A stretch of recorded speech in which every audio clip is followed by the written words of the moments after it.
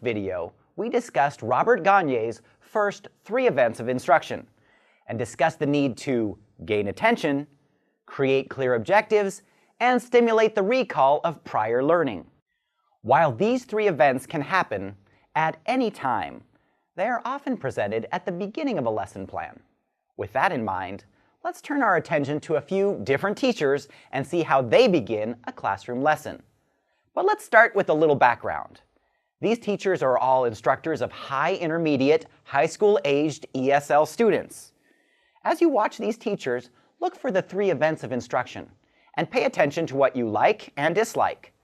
I also want to introduce you to Jack P. Newscaster and Jill Q. Knows-A-Lot, who will give you some live commentary. They will help to break down the instruction and provide their own analysis. Jack and Jill?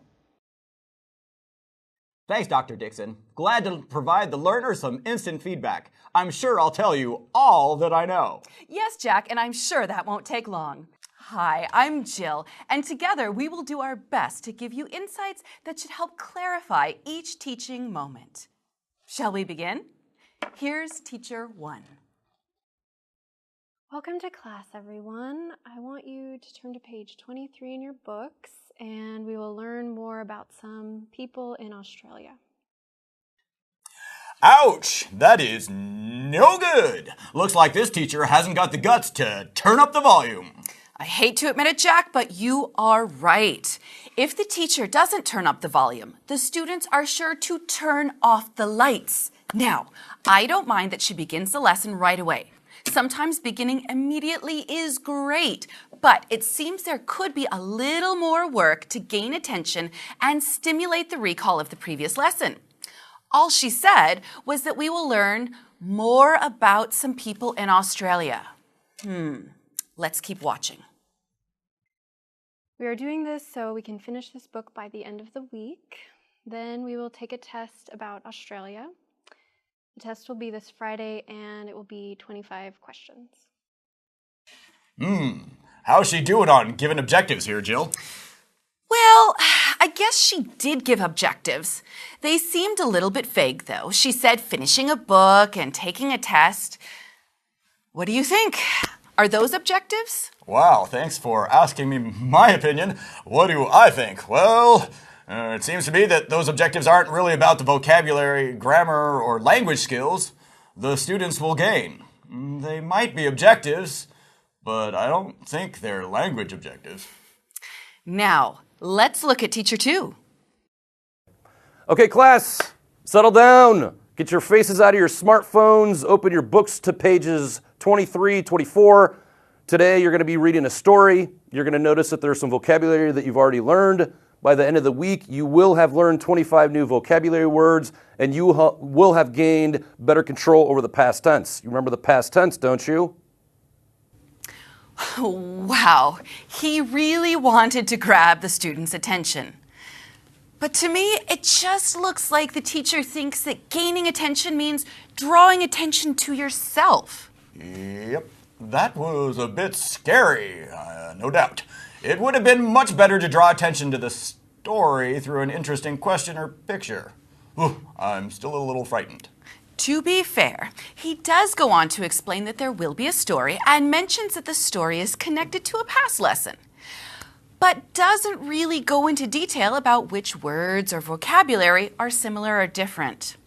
Yes, Jill, and I hate to keep going back to this point, but it still seems to me that there was a missed opportunity, not only to gain student interest, but to connect the new lesson to past instruction by sharing a detail that might have made the class come alive. No interesting questions, no visuals to begin the class. I'm just going to say it. No good. But, Jack, notice the objectives. There are language objectives, and they are specific. 25 words, better control over the past tense. I like it. Yeah, me too. I am easily convinced. Thanks for your opinion. But I still think it could have been, well, I don't know, a little better. Well, let's go to Teacher 3. Welcome to class, everyone. So let me introduce you to some words, and raise your hand if you know these words. School bus, hiking, stranded, dingo, signal, dangerous, compass, outback. Good, I see some hands. Yes, some of these words come from our lesson yesterday. Which ones? Yes. What do they mean? Good. Now, which words are new words? You're right. Stranded, signal, dangerous, and compass. What do these words mean? Who knows these words already? Oh, and what do I have here on my screen? Yes, it's a compass. Can someone tell me what a compass is and what it is used for? That was fabulous. Notice the sense of confidence and the ability to use her hands. She even brought a visual aid. Very good way of bringing students into the Australian reading.